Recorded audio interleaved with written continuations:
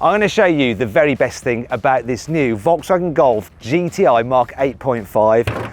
It is the fact that they have rated the 2-litre turbocharged petrol engine from 245 horsepower in the Mark 8 to now 265 horsepower here in the 8.5. They do still have the same 370 newton meters of torque. But what does this mean in terms of acceleration?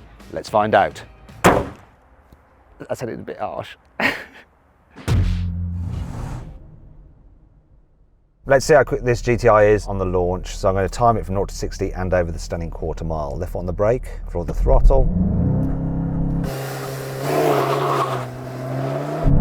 Oh, the traction control managed that really well. Oh, 0 to 60, 5.43, that's good. Silly speed limit warning sign beeping away. Here comes the quarter mile. 13.91, it's not bad. Volkswagen has also fitted the GTI with upgraded brakes. They have 17-inch discs at the front and 17 inches at the back. If you go for the Club Sport version of this car, which actually has 300 horsepower and 400 newton meters of torque, then you get bigger brakes, 18-inch discs at the front. Anyway, let's check out the performance of these brakes. Time for a brake test. Let's see what distance this car takes to stop from 60 miles an hour. I'm looking for around 33 meters. Here comes the line.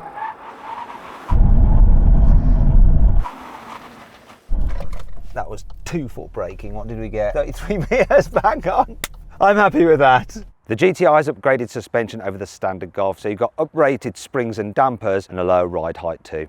You can of course upgrade to adaptive dampers like on the standard Golf, and you have 1, 2, 3, 4, 5, 6, 7, 8, 9, 10, 11, 12, 13, 14, 15 different stages. Now the GTI ones obviously operate towards a sportier end of the scale, but the comfort is soft enough that it really does make the car easy to live with every day, and the Hardcore Sporty is sportier than the sportiest setting of the normal standard dampers. If you get one on about, you probably don't, because I'm starting to mutter rubbish. Anyway, just get them. They improve the car, they just do. They're worth the extra money.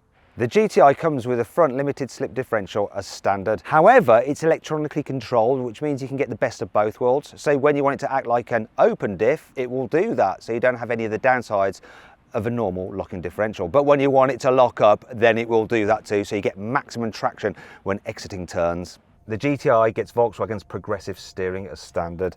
That means it takes less than 1, not even 2 turns to go from lock to lock. The result is that at low speed corners there's less like wheel twirling, so really good for hairpin turns. But when you're actually just driving along or just doing like sweeping turns, it's less sensitive. The steering wheel is in this sort of area, so the car feels nice and stable. The GTI now gets the V-Car Dynamics Manager, which was previously just reserved for the Club Sport version. Now what that does is take all the information from the car's parameters, and then it controls the EDIF, the steering, the ESC for optimum driving performance. It's far too clever for me actually. Right, let's check out the handling prowess of this Golf GTI. So I'm going to be in manual mode for the gearbox. Well, see what it's like.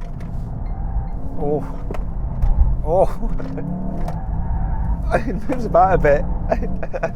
Now I've got the stability on. What I'm going to do is press that button. Stability. So stability control off, and you can. You can feel the car. It gets a bit lively, but still predictable. That's one of the good things about the Golf GTI. So well balanced. I mean, I'm understeering like crazy here. Let's try in a corner, so lift off a bit.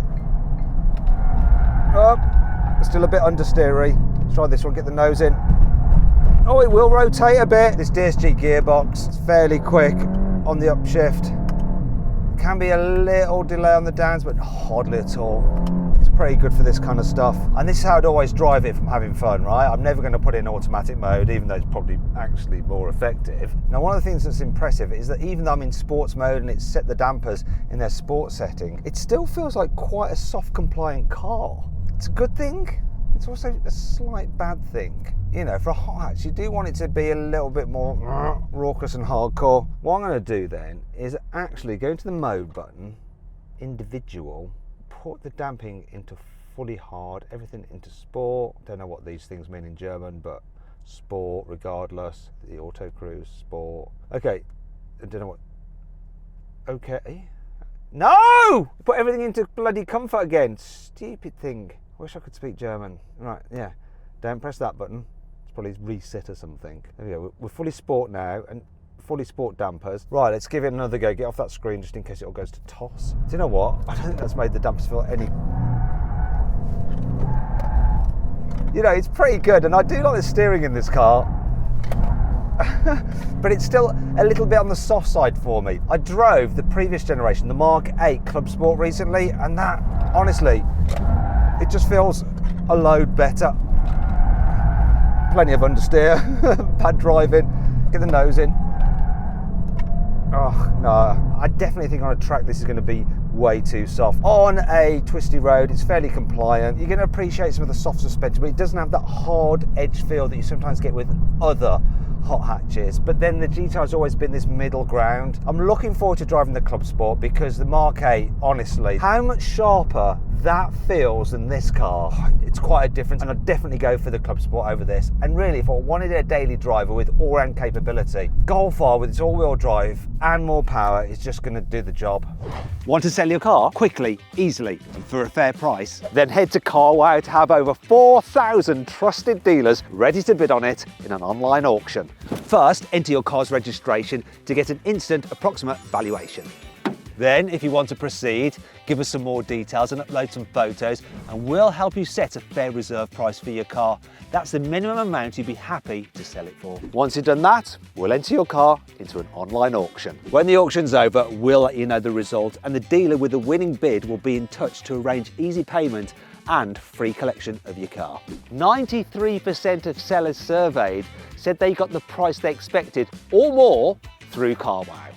The best bit is, it's completely free! I put a link in the description of this video and the pinned comment to take you directly to Carwow, where over 4,000 dealers are ready to bid on your car. Or you can just click on the pop-out banner that should be appearing in the top right-hand corner of the screen now. Alternatively, just Google "Help Me Carwow" and we will help you sell your car quickly, easily, and for a fair price. On with the video. The Golf GTI starts from £38,900, though you can save an average of around £1,800 of one through Carwow. However, they will release the Club Sport version, which will have upgraded suspension, look slightly cooler, more performance, and that will be about £2,000 more than the standard GTI. And eventually they'll release the new Golf R as well, and that'll probably be a further £2,000. So you can go from the normal GTI to a Golf R with four-wheel drive, more power, for just £4,000. I say just, but really you are getting a lot for an extra £4,000. The GTI is marked out over the standard Golf by some key differences. So it has a more aggressive lower bumper, and it's slightly different on this 8.5 compared to the previous generation Mark 8. You also have GTI badging here, and I quite like this. So they've changed the light design slightly, and let's just turn the lights on. You'll see that you get an illuminated VW badge. You have a DRL strip in there. It's so bright you can't really see it, but at night that illuminates there. Now moving down the side, you have 18-inch alloy wheels as standard. These are the upgraded 19s, and you get these if you pay extra for the adaptive chassis control, which is the adaptive dampers. So you've got GTI badging there, contrasting black mirrors, you've got black side skirt down there. Like this red paint, by the way, suits the GTI. And we've got little red brake calipers as well. All ties in very nicely. Here at the back, we've got some redesigned tail lights over the previous generation GTI. Not very sporty. You've got your GTI badging there. Little roof spoiler. If you have the Club Sport, you've got a bigger spoiler. Now down at the bottom, they've redesigned the rear bumper over the standard Golf. And once again, it's slightly different to the previous generation GTI as well. You get twin exhaust pipes. If you go for the Club Sport, you can upgrade to an Akrapovic exhaust. You can't on the standard GTI. Also, the GTI has this kind of fake diffusery thing going on here. The Club Sport version is more aggressive looking. Anyway, one of the things I've always liked about the Golf GTI is that it looks sporty, but not overtly so. It's quite a neat and tidy, yet desirable looking car. It can be all things to all people. Here on the inside, upgrades to the GTI include the GTI tartan seats. These are nice. You've got some GTI stitching there. And look, ISOFIX anchor points. So cool, but also practical. You also get a GTI steering wheel, and lo and behold, just like on the latest Golf, they got rid of the touch sensitive buttons here on the steering wheel, which are annoying, and now they're physical pressy buttons. So you're less likely to accidentally flick through a menu when you didn't want to. The GTI also has brushed stainless steel pedals, lovely. But really that's about it. Oh, apart from this, look! You got the GTI badge there on the dials. And of course, the dials have this red theme, though if you don't like red and you kind of wish you bought a Golf R and you rather things were blue, look at this. With this new upgraded infotainment system like you get on the 8.5 Golf, you can change the colour of the ambient lighting, and it does change the colour of the dials. So let me just do this, look. Change that one and that one, look. And now we've got blue dials. So let's cycle through to some of the other views. Couldn't do this on the old GTI. Look, we've now got blue dials. I can pretend I'm in a Golf R. I'm still going to wish I had the Golf R. Sorry, GTI fans.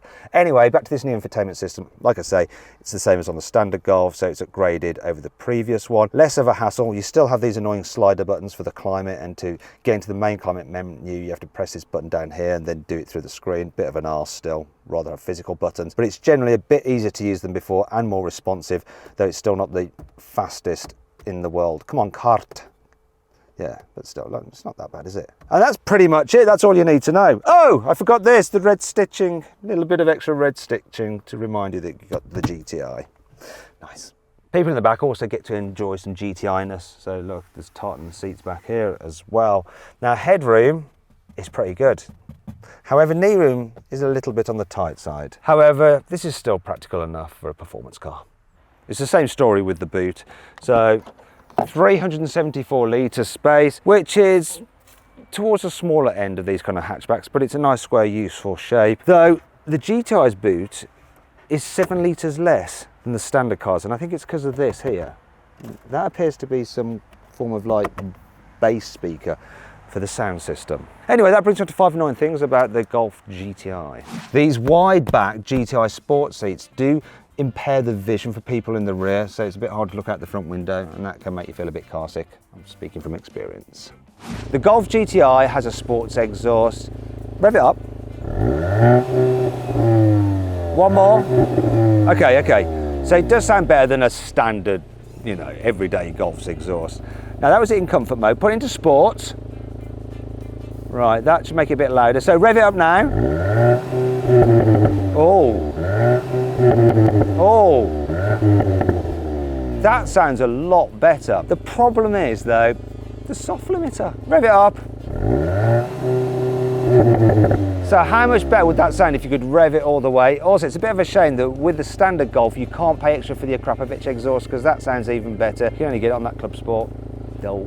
You can't get any version of the Golf GTI anymore as a manual, so no more famous golf ball gear knob, just the same little toggle lever that you get in every other normal Golf. Even though you may have the car in manual mode, it will auto change up. Watch this. So in first gear, flooring it, look. It says it's in manual, yeah, it's changing up itself. That is not fully manual. I want full control. I want to be able to have the car pinging off the limiter if I cock up a gear change. Manual should be manual. In the Golf R, you have the drive mode select button here on the steering wheel, so you can just press it very easily when you're driving along. However, in the GTI, it's here, like on every other Golf. So seeing as it's like not a physical button but a touchpad, you're sort of like, oh no, and you're taking your eyes off the road far too long. Why can't we just have the button on the steering wheel, eh? No, I've got the car in comfort mode, and as a daily driver, this is where the GTI really just excels. You wouldn't know that it was a sporty model apart from the GTI logo on there. It's just so easy to live with, and obviously with the auto cruise control and stuff like that, it will brake, it will steer to keep you in lane. It really is chilled, and it's well insulated as well, and with these adaptive dampers in their comfy setting. I mean, it rides over bumps so very well. It's incredible, really. And in the corners, compared to a standard car, it just grips better, but you don't feel like it's really hardcore sporty, which in some ways is a benefit, but at the same time is also a bit of a shame. But I guess that people who want a Golf GTI know all about this, and they just like the badge, they like the look of it, they like the extra sporty elements, and they know that it's got extra performance over a standard Golf. But for me, in terms of hot hatches now, it's not where I'd be shopping. So then, what's my final verdict on the Volkswagen Golf GTI? Should you avoid it? Should you consider it? Should you shortlist it? Or should you just go right ahead and buy it? Well, with this normal GTI, I think you should consider it. You know, it really is a good all-round performance car. However, I would have said shortlist it or maybe even buy it if it wasn't for the fact that for just £2,000 more, you could get the Club Sport, which is going to be a better car. And for a further £2,000 on top of that, you could get the Golf R, which I would say either shortlist or go right ahead and buy. So really, this standard GTI just doesn't make any sense to me. I don't recommend it. Don't get it, pay the extra and get the slightly better versions of the Golf performance models. Anyway, I hope you enjoyed the video and I hope that verdict made sense to you. If you did, give it a like. Alternatively, let me know what you think of my verdict in the comments. To watch some other videos, just click on the video windows. And if you want to sell your car the easy way, then click on the Carwow logo. All you have to do is upload some photos, give a description, then dealers all across the country will bid on it. See you next time.